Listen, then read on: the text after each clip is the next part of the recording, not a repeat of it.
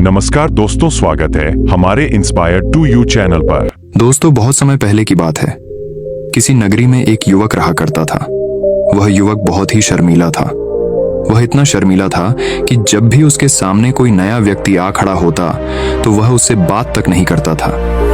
यहाँ तक कि जिन्हें वह जानता था, पहचानता था, उनसे भी बात करने में उसे बहुत शर्माया करता था। वह उनसे भी ठीक से बात नहीं कर पाता था और अपनी इस समस्या के कारण वह खुद ही बहुत परेशान रहता था, क्योंकि वह अपने जीवन में कुछ कर ही नहीं पा रहा था।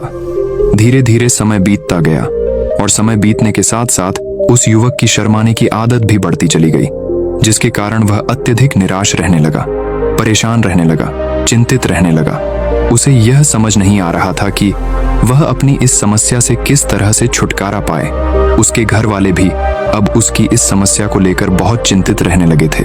वे सोचते थे, इसका क्या होगा, यह अपने जीवन में कुछ कर पाएगा भी या नहीं। जब भी वह कहीं पर काम के लिए जाता तो लोग उसके इस सीधेपन का फायदा उठाते, उसे परेशान करते। वह कुछ ज्यादा कह नहीं पाता था, जिसके कारण उसे कोई कुछ भी कह देता और वहां से चला जाता है। इन्हीं सब कारणों की वजह से उसका मन कहीं भी किसी भी काम में नहीं लगता। वह हर काम को कुछ ही दिनों में छोड़ दिया करता। उसके मन में बहुत कुछ चल रहा था। उसके मन में विचारों के तूफान उठ रहे थे। वह सबसे बहुत कुछ कहना चाहता था, लेकिन अपनी इस आदत के कारण वह किसी से कुछ नहीं कह पा रहा था। वह अंदर ही अंदर घुटता जा रहा था। सारे विचार, सारी बातें उसके मन में ही दबी पड़ी थीं। लेकिन कभी भी वह किसी से भी अपने मन की बात नहीं बताता था। जब छोटा सा बच्चा था तब उसे लोग बहुत पसंद करते थे। उसकी इस आदत को भी लोग सराहते थे। लेकिन इसी आदत की वजह से जब वह बड़ा हो गया, युवा हो गया, तो इसी आदत के कारण उसे अपना जीवन जीने में भी अत्यधिक परेशानियां उठानी पड़ रही थीं। और वह युवक भी अपनी इस गलती के कारण बहुत परेशान रहता। अपनी इस एक आदत से छुटकारा पाना चाहता था। वह चाहता था कि वह लोगों से अपने मन की बात खुलकर कह पाए। जो कुछ करना चाहता है, जो कुछ कहना चाहता है, वह सबसे वह खुलकर कह सके, कर सके। लेकिन जब भी कोई दूसरा उसके सामने आता तो उसकी जुबान मानो खुलती ही नहीं। यहाँ तक कि वह अपने माता पिता के सामने भी ठीक से बात नहीं कर पाता था। केवल उसके कुछ मित्र थे जिनसे वह अपने मन की बात कर पाता था। जब भी वह किसी बात का जवाब देता तो लोग उसकी हंसी उड़ाते थे, उसका मजाक बनाते। लोग कहते हैं कि आज तो तेरे मुंह में भी जबान आ गई है। यह समस्या दिन ब दिन बढ़ती चली जा रही थी और इस समस्या के कारण अब उसके पिता भी अत्यधिक चिंतित रहने लगे थे। वह चाहते थे कि उनका बेटा भी दूसरों के सामने अपने मन की बात रख सके। लेकिन एक दिन जब अपने उस बेटे को दूसरों के सामने शर्मिंदा होता हुआ देख रहे थे, तभी उन्हें बहुत क्रोध आया और वह अपने बेटे को खरी खोटी सुनाने लगे। उन्होंने उसे इतना डांट दिया कि वह युवा लड़का अत्यधिक क्रोधित हो गया और वहां से बिना कुछ कहे वहां से चला गया। शाम हो चुकी थी और अब तक उनका बेटा घर नहीं लौटा था। माता और पिता दोनों बड़े ही चिंतित थे। वे अपने बेटे को वापस घर पर देखना चाहते थे, लेकिन युवा लड़का तो भागते भागते पहाड़ की चोटी पर जा पहुंचा था। वह वहां से नीचे की ओर झांक रहा था और ईश्वर से कह रहा था, हे भगवान, आपने मुझे ऐसा क्यों बनाया? लोग मेरा मजाक उड़ाते हैं, लोग मेरी हंसी उड़ाते हैं। जब मैं इस दुनिया में अपने मन की बात रख ही नहीं सकता, मैं किसी से कुछ कह ही नहीं सकता, तो फिर मैं इस जीवन को जी कर क्या करूंगा? जब भी मैं किसी से कुछ कहने की कोशिश करता हूं तो लोग मेरा मजाक बनाते हैं, मेरी हंसी उड़ाते हैं। यहाँ तक कि वह मुझसे कुछ भी कहकर चले जाते हैं और मैं उनका जवाब नहीं दे पाता। ऐसा जीवन जीकर मुझे क्या मिलेगा? इसलिए मैं तेरे पास आ रहा हूँ। इतना कहकर जैसे ही वह युवक कूदने की तैयारी कर रहा था कि तभी पीछे से आवाज सुनाई पड़ी, बेटा, जान देना तो बहुत आसान है, लेकिन इस जान को तुम वापस नहीं पा सकोगे।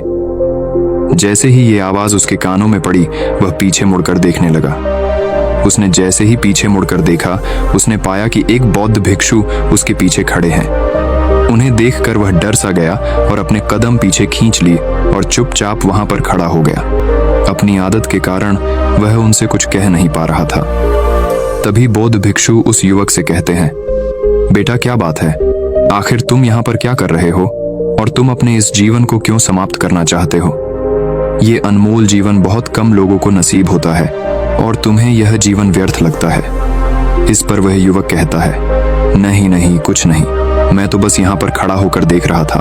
तभी बौद्ध भिक्षु उस युवक से कहते हैं, बेटा, मैं जानता हूं कि तुम यहाँ पर क्या करने आए थे।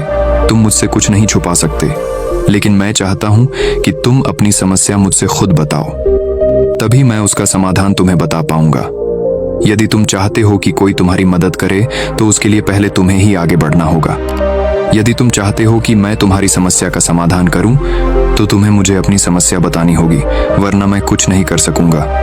उन बौद्ध भिक्षु की यह बात सुनकर वह युवक कहता है, नहीं नहीं, मैं ठीक हूँ, मैं सच कह रहा हूँ। उस युवक की यह बात सुनकर बौद्ध भिक्षु उस युवक से कहते हैं, ठीक है बेटा, यदि तुम नहीं चाहते कि मैं तुम्हारी मदद करूं तो कोई बात नहीं, मैं तुम्हारी बात पर विश्वास कर लेता हूँ, लेकिन तुम्हें भी मेरी एक बात पर विश्वास करना चाहिए कि मैं तुम्हारी मदद के लिए ही यहाँ पर आया हूँ। तुम चाहो तो तुम अपनी समस्या मुझे बता सकते हो और मैं तुम्हारी इस समस्या का समाधान भी अवश्य करूंगा। इसका जवाब देते हुए युवक उन बौद्ध भिक्षु से कहता है, नहीं नहीं, मैं ठीक हूँ, आप जाइए। इस पर वह बौद्ध भिक्षु उस युवक से कहते हैं, ठीक है बेटा, यदि तुम चाहते हो कि मैं यहाँ से चला जाऊं तो मैं यहाँ से चला जाता हूँ, लेकिन मेरी एक बात याद रखना, मेरे जाने के बाद मैं तुम्हारी कोई मदद नहीं कर पाऊंगा और हो सकता है कि तुम्हारी मदद के लिए कोई और आगे भी ना आए। इतना कहकर बौद्ध भिक्षु पीछे की ओर मुड़े और अपने मार्ग में आगे बढ़ने लगे। वो युवक वहीं पर खड़ा होकर ये सब देख रहा था। जैसे ही वह कुछ दूर पहुंचे तभी उस युवक ने जोर से आवाज लगाई, गुरुदेव, मेरी समस्या बहुत बड़ी है, क्या आप उसका समाधान कर सकेंगे? क्या आप मुझे उसका समाधान दे सकेंगे? यह सुनकर बौद्ध भिक्षु वहीं पर खड़े हो गए और पीछे मुड़कर उन्होंने उस युवक की बात का जवाब देते हुए कहा, बेटा, इस दुनिया में कोई भी ऐसी समस्या नहीं है जिसका कोई समाधान ना हो। यदि तुम मुझे अपनी समस्या बताओगे तो मैं उसका समाधान अवश्य करूंगा। तभी वह युवक उन बौद्ध भिक्षु से अपनी समस्या बताते हुए कहता है, गुरुवर, मेरी एक बहुत बड़ी समस्या है कि मैं शर्मिला हूं, जिसके कारण मैं किसी से कोई बात नहीं कर पाता, यहाँ तक कि मैं अपने मन की बात भी किसी को नहीं बता पाता। जब भी मैं किसी से बात करने की कोशिश करता हूँ तो लोग मेरा मजाक उड़ाते हैं, मेरी हंसी उड़ाते हैं। जब भी मुझे कोई खरी खोटी सुनाता है, उल्टी सीधी बातें करता है, तो मैं उनका जवाब नहीं दे पाता। मैं लोगों की तरह चालाक बनना चाहता हूँ, लोगों की तरह बातों का जवाब देना चाहता हूँ, अपने मन की बात करना चाहता हूँ। मैं इस दुनिया के साथ कदम से कदम मिलाकर आगे बढ़ना चाहता हूँ। क्या इसका कोई समाधान है? उन बौद्ध भिक्षु ने उस युवक की सारी बातें ध्यानपूर्वक सुनी और फिर जवाब देते हुए कहते हैं, बेटा, जरूरत से ज्यादा शर्मीला होना, इसका अर्थ यह है कि तुम्हारे अंदर कोई डर है जिसे तुम पहचान नहीं पा रहे हो, जिसका कारण उसका समाधान करने में भी असमर्थ है। शर्म करना अलग बात है और डरना अलग। जब हमारे भीतर डर होता है तब हम कहीं भी किसी से भी कोई भी बात नहीं कर सकते। हमें चारों तरफ केवल डर ही नजर आता है और हम हर जगह से डरते ही रहते हैं। लेकिन इसे शर्माना नहीं कहते। शर्म तो बस एक हद तक तुम्हें चुप रख सकता है। फिर वह बौद्ध भिक्षु उस युवक से कहते हैं, बेटा, तुम सबसे अधिक किससे शर्माते हो? युवक इसका जवाब देते हुए कहता है, गुरुवर, मुझे अपने पिता से बात करने में बहुत शर्म आती है, मैं उनके सामने कुछ बोल ही नहीं पाता। तभी वह बौद्ध भिक्षु उस युवक से कहते हैं, अच्छा, तो ये बताओ, जब तुम अपने पिता से बात कर रहे होते हो या फिर बात करने का प्रयास करते हो तो तुम्हारे मन में कैसे ख्याल आते हैं? युवक इसका जवाब देते हुए कहता है, गुरुवर, जब भी मैं अपने पिता से बात करने का प्रयास करता हूँ तो मुझे ऐसा लगता है कि मानो मेरे पिता अभी मुझे डांट देंगे, मुझ पर क्रोध करेंगे, मुझसे नाराज हो जाएंगे और कहीं ना कहीं मुझे ये भी लगता है कि मैं कुछ गलत बात ही करूंगा। यहाँ तक कि मेरे मन में ऐसे भी ख्याल आते हैं कि शायद मेरे पिता मुझसे प्यार ही नहीं करते। परंतु गुरुवर, आप कहते हैं कि शर्म अलग है और डरना अलग बात है, तो क्या कोई ऐसा उपाय है जिससे मुझे डर ही ना हो? क्या कोई ऐसा रास्ता है जिससे मेरे अंदर का ये डर पूरी तरह से समाप्त हो जाए? कृपा करके मुझे इस समस्या का समाधान बताइए। मुझे अपने इस डर से बाहर निकलना है। मुझे लोगों की तरह अपने इस जीवन को खुलकर जीना है। उस युवक की यह सारी बातें सुनकर बौद्ध भिक्षु उस युवक से कहते हैं, जाओ और अपने पिता से कहो कि मुझे कुछ काम करना है और उसके लिए मुझे आपसे कुछ धन चाहिए। यदि तुम उनसे धन मांगने में कामयाब हो गए तो मैं तुम्हें तुम्हारी समस्या का समाधान अवश्य बताऊंगा। वह युवक काफी घबरा गया।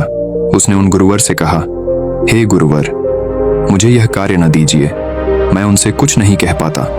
उनके सामने तो मेरी बोलती तक बंद हो जाती है। मैं उनसे धन भला कैसे मांगूंगा?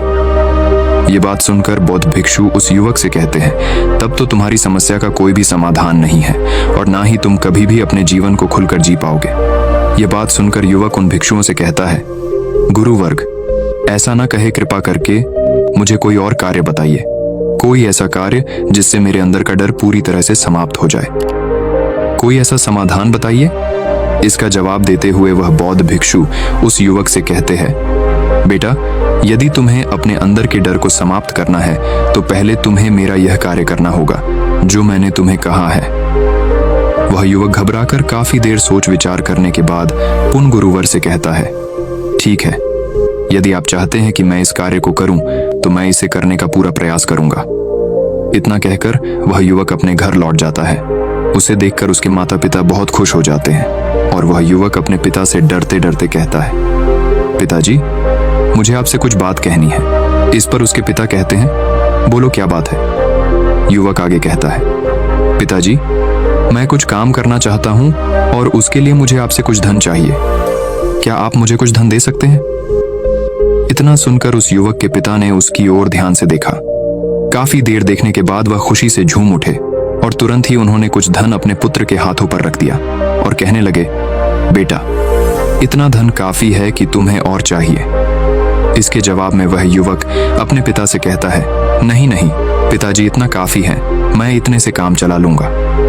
वह युवक को उस धन को लेकर तुरंत दौड़ा दौड़ा उन बौद्ध भिक्षु के पास लौटा और जो धन उसने अपने हाथों में ले रखा था उसे दिखाते हुए वह कहता है, गुरुवर, जैसा आपने कहा था मैं धन लेकर आपके पास आ चुका हूँ।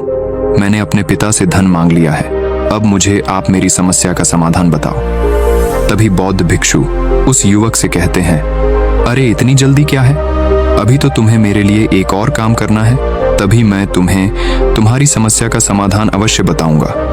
और यदि तुम मेरे लिए इस कार्य को पूरा नहीं कर सके तो मैं तुम्हें कभी भी तुम्हारी समस्या का समाधान नहीं बताने वाला। तभी वह युवक उन बौद्ध भिक्षुओं से कहता है, हे गुरुवर, अभी तो मैंने आपके लिए एक काम किया है, अभी आप मुझे एक और काम करने के लिए कह रहे हैं। तभी बौद्ध भिक्षु उस युवक से कहते हैं, हाँ, तुम्हें मेरे लिए एक और काम करना ही होगा। वह युवक एक बार फिर से काफी देर सोच विचार कर उन बौद्ध भिक्षु से कहता है, अच्छा ठीक है, बताइए अब मुझे क्या करना है। इसके जवाब में बौद्ध भिक्षु उस युवक से कहते हैं, जाओ और यह धन जो तुमने अपने पिता से मांग कर लाया है, इस धन को वापस अपने पिता को लौटा दो और साथ साथ ये भी कहना कि पिताजी, मैं अभी काम नहीं करना चाहता हूँ, लेकिन जब समय आएगा तो मैं आपसे यह धन वापस ले लूंगा और उससे अपना काम पूरा करूंगा। यह बात सुनकर युवक एक बार फिर से ऊपर से नीचे तक पूरी तरह से कांप गया और कहने लगा, गुरुवर, आप मुझे कोई और काम सौंप दीजिए, मैं उसे जरूर करूंगा। लेकिन अब यदि मैं धन लेकर उनके पास वापस गया तो वह क्या सोचेंगे मेरे बारे में? मैं तो शर्मिंदा हो जाऊंगा उनके सामने। इसलिए गुरुवर, कृपया करके मुझे कोई और काम दे। तभी बौद्ध भिक्षु उस युवक से कहते हैं, बेटा, जो काम मैंने तुम्हें सौंपा है तुम्हें उसी कार्य को पूरा करना होगा, अन्यथा तुम्हारी समस्या का समाधान मैं तुम्हें नहीं बताने वाला। काफी देर सोच विचार करने के बाद वह उन बौद्ध भिक्षु से कहता है, ठीक है गुरुवर, मैं वापस जाता हूँ और ये धन लौटाकर मैं अब भी आता। वह तुरंत दौड़ा अपने पिता के पास वापस लौटा और उसने अपने पिता से कहा, पिताजी, मैं यह धन अभी नहीं लेना चाहता, अभी ये धन आप मुझसे वापस ले लीजिए। जब मुझे कोई काम पड़ेगा तो मैं आपसे ये धन वापस ले लूंगा। उसके पिता ने उस युवक की तरफ घूर घूर कर काफी देर तक देखा और फिर मुस्कुराते हुए कहने लगे, बेटा, मैं समझता हूं कि किसी भी काम को शुरू करने से पहले हमें उसके बारे में जानकारी इकट्ठा करनी चाहिए। उसके बारे में समझना जरूरी है। कब, क्या, कैसे और कब तक करना है, इसके बारे में भी हमें जानकारी लेनी जरूरी है। कोई भी काम ऐसे ही नहीं शुरू किया जा सकता, उसमें हम नहीं होंगे या फिर नहीं, इसका भी अनुमान हमें लगाना पड़ता है। और जब हम इन सभी के बारे में सही जानकारी प्राप्त कर लेते हैं तभी हमें धन लगाना चाहिए। मुझे बहुत खुशी है कि तुमने ये सही निर्णय लिया है। जब तुम्हें यह समझ में आ जाए कि जो कार्य तुम करने जा रहे हो वह तुम्हारे लिए उचित है, तब तुम चाहो तो मैं तुम्हें यह धन वापस लौटा दूंगा। युवक अपने पिता से यह सारी बातें सुनकर मन ही मन बहुत प्रसन्न था। उसने ये तो उम्मीद तक नहीं की थी कि उसके पिता हंसकर उसे इस तरह से सारी बातें समझाएंगे। वह मन ही मन ये सोच ही रहा था कि तभी उसके पिताजी उसके और करीब आए और अपनी उस युवा बेटे को गले से लगा लिया। जैसे ही उसके पिता ने उस युवक को गले से लगाया उसको बहुत अच्छा महसूस हुआ उसका आत्मविश्वास, उसका हौसला और बढ़ता गया। उसके बाद युवक वापस पुन गुरुवर के पास लौटा और कहने लगा, गुरुवर, जैसा आपने कहा था मैंने बिल्कुल वैसा ही किया है। मैंने धन अपने पिता को वापस कर दिया है। अब तो कृपया करके मुझे मेरी समस्या का समाधान बता दीजिए। तभी बौद्ध भिक्षु उस युवक की तरफ देखकर मुस्कुराते हैं और इस युवक से कहते हैं, बेटा इतनी जल्दी क्या है, अभी तो तुम्हें मेरे लिए एक और काम करना ही पड़ेगा। वह युवक कहता है, महाराज, आप आखिर मुझसे बार बार इस तरह से काम क्यों करवा रहे हैं? क्या आपके पास मेरी समस्या का कोई समाधान नहीं है? कहीं आप मुझे बेवकूफ तो नहीं बना रहे? जिस तरह से लोग मुझे बेवकूफ बनाते हैं, क्या आप भी मेरे साथ वही तो नहीं कर रहे? आपने कहा जाओ अपने पिता से पैसे मांग कर लाओ, मैंने पैसे मांग कर लाए आपने, फिर कहा जाओ ये पैसे अपने पिता को लौटा कर आओ, मैंने आपके कहे अनुसार बिल्कुल वैसा ही किया। और अब आप कह रहे हैं कि मैं आपके लिए एक और काम करूं? नहीं, ये मुझसे नहीं होगा। तभी बौद्ध भिक्षु उस युवक की तरफ देखकर मुस्कुराते हैं और कहते हैं, बेटा बस ये आखिरी काम है और यह बहुत सरल भी है। तुम जैसे ही इस कार्य को पूरा करोगे, मैं तुम्हें वचन देता हूं कि मैं तुम्हारी समस्या का समाधान तुम्हें अवश्य बताऊंगा। इस पर वह युवक फिर से एक बार सोच विचार करता है और उन बौद्ध भिक्षु से कहता है, ठीक है, लेकिन ये आखिरी काम जो मैं आपके लिए करूंगा, बताइए मुझे क्या करना है। तभी बौद्ध भिक्षु एक मूर्ति निकालकर उस युवक के हाथ में थमा देते हैं। वह मूर्ति देखने में बहुत ही साधारण सी थी, लेकिन वह बौद्ध भिक्षु उस युवक से कहते हैं, बेटा तुम्हें इसे बाजार में ले जाना है, इसे बेचना है और इसके बदले में तुम्हें 100 सोने के सिक्के लेकर आने हैं। जब तुम यह करने में सफल हो जाओगे, तभी मैं तुम्हें तुम्हारी समस्या का समाधान तुम्हें बता पाऊंगा। वह युवक उस मूर्ति को अपने हाथ में लेकर बड़े ही गौर से देखता है और उन बौद्ध भिक्षुओं से कहता है, हे गुरुवर, ये तो बड़ी ही साधारण सी मूर्ति लग रही है, मानो मिट्टी की बनाई गई। इसके लिए भला 100 सोने के सिक्के मुझे कौन देगा? कहीं आपका माथा फिर तो नहीं गया है? इसके 1 या 2 सोने के सिक्के मिल जाए, वही बहुत है, लेकिन इसके लिए 100 सोने के सिक्के कोई नहीं देगा। तभी बौद्ध भिक्षु उस युवक से कहते हैं, बेटा मैंने जो तुम्हें काम सौंपा है, यदि तुम उसे पूरा करोगे तभी तुम्हें तुम्हारी समस्या का समाधान मिल पाएगा, अन्यथा तुम चाहो तो अपने घर लौट सकते हो, फिर से वही अपने पुराने जीवन में जहां लोग तुम्हारा मजाक बनाते हैं, लोग तुम्हें डराते हैं, सताते। मैं तुम्हें यहाँ अपने डर को निकालने में तुम्हारी मदद कर रहा हूँ। तुम मेरे यहाँ काम करके अपने डर को धीरे धीरे भगा पाओगे। मेरे इस काम को पूरा कर दो, तुम्हें सब समझ आ जाएगा। वह युवक उन बौद्ध भिक्षुओं की बात सुनकर मन ही मन ये विचार करता है कि मुझे तो मेरी समस्या का समाधान किसी भी हालत में चाहिए, जिस कारण वह उस मूर्ति को उठाकर बाजार की ओर चल पड़ता है। बाजार पहुंचकर वो एक जगह चुपचाप उस मूर्ति को लेकर खड़ा हो जाता है और इंतजार करने लगता है कि कोई आएगा और उसे उस मूर्ति के बारे में पूछेगा और तब वह उस मूर्ति के लिए 100 सोने के सिक्के की मांग करेगा। देखते ही देखते काफी समय बीत गया, लेकिन अभी तक उसके पास कोई भी व्यक्ति नहीं आया था। उसने आसपास देखा तो लोग चिल्ला चिल्ला कर अपने सामानों को बेच रहे थे, जोर जोर से आवाज लगा रहे थे। उसने भी सोचा, यदि मुझे अपनी इस मूर्ति को बेचना है तो मुझे भी जोर जोर से आवाज लगानी होगी। उस युवक ने चिल्लाना शुरू किया, लेकिन वह इतनी जोर से नहीं चिल्ला रहा था, उसकी आवाज उसे खुद तक सुनाई नहीं पड़ रही थी। तो भला उसकी आवाज को दूसरे कैसे सुनते, जिस कारण उसे कोई भी व्यक्ति खरीदने के लिए तैयार नहीं था। धीरे धीरे शाम का समय हो चुका था और उस व्यक्ति को यह डर था कि कहीं वह बौद्ध भिक्षु वहां से कहीं चला ना जाए, अन्यथा उसे उसकी समस्या का समाधान कौन देगा। ये सोचकर उसने जोर जोर से आवाज लगानी शुरू की कि 100 सोने के सिक्के में ये मूर्ति ले लो। उसकी आवाज सुनकर लोग उसके पास आने लगे और उससे यह सवाल करने लगे, इस मूर्ति में ऐसा क्या है जो तुम इसके लिए 100 सोने के सिक्कों की मांग रहे हो? इसके अंदर ऐसा कुछ तो खास होगा ही। युवक काफी देर सोच विचार कर उस युवक से कहता है, नहीं नहीं, मुझे कुछ नहीं पता, मैं तो बस ये मूर्ति यहाँ पर बेचने आया हूं। तभी उसमें से एक युवक उस युवक से कहता है, अगर ऐसी बात है तो इस मूर्ति को कोई नहीं खरीदने वाला। आखिर इस मूर्ति में ऐसा क्या खास है जिसके लिए तुम सोने के सिक्के की मांग कर रहे हो? ये तो तुम्हें बताना ही पड़ेगा। धीरे धीरे कई लोग उसके पास आए और सभी ने बस एक ही सवाल किया, आखिर इस मूर्ति में ऐसा क्या खास है, ऐसी क्या बात है जिसके लिए तुम सोने के सिक्के की मांग कर रहे? उस युवक ने उससे बातचीत की, उन्हें समझाने की कोशिश की, कई प्रयत्न किए, लेकिन कोई भी उस मूर्ति को सोने के सिक्के देकर खरीदने के लिए तैयार नहीं था। वह निराश हो गया। उसे कुछ समझ नहीं आ रहा था कि वह क्या करे। तभी बाजार में उसने देखा कि कुछ लोग अपने सामानों की खासियत बता रहे हैं। उसे बेचने के लिए उसकी खास खास बातों के बारे में लोगों को समझा रहे हैं। ये देखकर उसने भी सोचा कि मुझे भी इस मूर्ति की कुछ खासियत लोगों को बतानी है। उसने फिर एक बार जोर जोर से आवाज लगानी शुरू की। समस्या का समाधान निकालने वाली मेरी गुरु की इकलौती मूर्ति, जो इस दुनिया में केवल एक ही है, जिसके पास भी यह मूर्ति होगी उसके घर में कोई समस्या नहीं होगी। यह मूर्ति उस समस्या का समाधान तुम्हें अवश्य बताएगी। ये सुनकर लोग उसके पास पहुंचने लगे और उसे ये सवाल करने लगे, क्या सच में ये मूर्ति जिसके पास होगी उसके पास कोई समस्या नहीं होगी? क्या सच में ये सभी समस्याओं का समाधान करती है? उसका जवाब देते हुए युवक कहता है, हाँ, सभी समस्याओं का समाधान कर देती है। यदि आप इस मूर्ति को ले जाते हैं, आपके घर में कोई भी समस्या होगी तो उसका समाधान यह आपको अवश्य बताएगी। चाहे कोई भी समस्या हो, कैसी भी समस्या हो, कैसी भी परिस्थिति हो, आपको इसका समाधान अवश्य मिलेगा।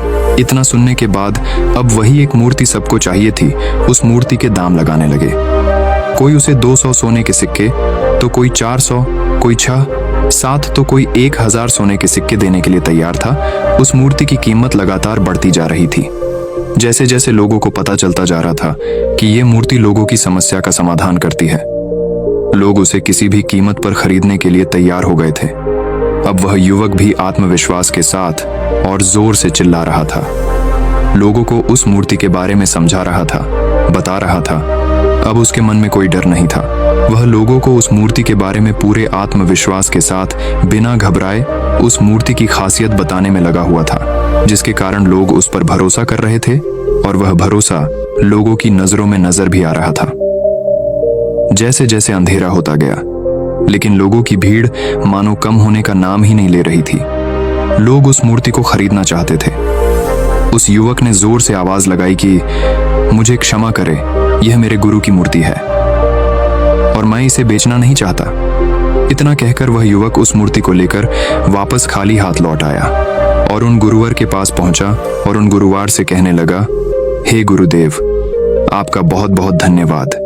इस मूर्ति ने मेरी समस्या का समाधान कर दिया। मुझे समझ में आ गया कि मेरी क्या समस्या थी। हालांकि मैं इसे बेचकर सोने के सिक्के तो आपके लिए नहीं ला पाया, लेकिन मुझे मेरी समस्या का समाधान अवश्य मिल गया। आपका बहुत बहुत धन्यवाद। इस बात को सुनकर बौद्ध भिक्षु उस युवक से कहते हैं, बेटा, मैंने तुम्हारी समस्या का समाधान नहीं किया है, तुमने तो खुद ही अपनी समस्या का समाधान किया। अपनी समस्या तुमने खुद ही सुलझा ली है। तुम्हारे मन में हजारों सवाल थे, मैं ये करूंगा तो लोग मेरे बारे में क्या सोचेंगे, यदि मैं अपना मुंह खोलूंगा तो लोग मेरे पर हंसेंगे, यदि मैंने मुंह खोला तो मैं कुछ गलत ही करूंगा। ऐसे कई सारे विचार तुम्हारे मन में थे, ऐसे कई सारे डर तुमने अपने मन में पाल रखे थे। लेकिन जब इस मूर्ति के बेचने के दौरान तुमने उन हजारों लोगों का सामना किया, उनके सामने खुलकर अपनी बात रखी, उनके सामने खुलकर वह कहा जो तुम्हें कहना था, तो तुम्हारे मन का डर खुद समाप्त हो गया। जिसे तुम शर्मा ना कहते थे, वो अपने आप ही तुम्हारे भीतर से कहीं गायब हो गया। युवक अपने गुरु की यह बात सुनकर अपने गुरुवार से कहता है, गुरुवर, आप सही कहते हैं। आपने आज मेरे मन में वो विश्वास जगा दिया है जिसे मैं अब अपने जीवन में कुछ भी हासिल कर सकता हूँ। आपका बहुत बहुत धन्यवाद। डर को धीरे धीरे खत्म करने से ना ही आपको शर्म आएगी और ना ही डर लगेगा, और जब आपके भीतर का डर हमेशा के लिए समाप्त हो जाएगा तो आप अपने जीवन में जो भी कुछ करना चाहते हैं, जो भी कुछ पाना चाहते हैं, उसका रास्ता आपके लिए पूरी तरह से साफ हो जाएगा और आप अपने मार्ग पर तेजी से आगे की ओर बढ़ने में सक्षम भी हो जाएंगे। इसलिए लोग क्या कहते हैं, क्या कहेंगे, ये सब छोड़ दीजिए और खुद पर विश्वास कीजिए, क्योंकि आप ही हैं जो अपने इस डर का सामना कर सकते हैं। दोस्तों, आपने इस वीडियो से क्या सीखा वह मुझे कमेंट में बता सकते हैं। नमो बुद्धाय।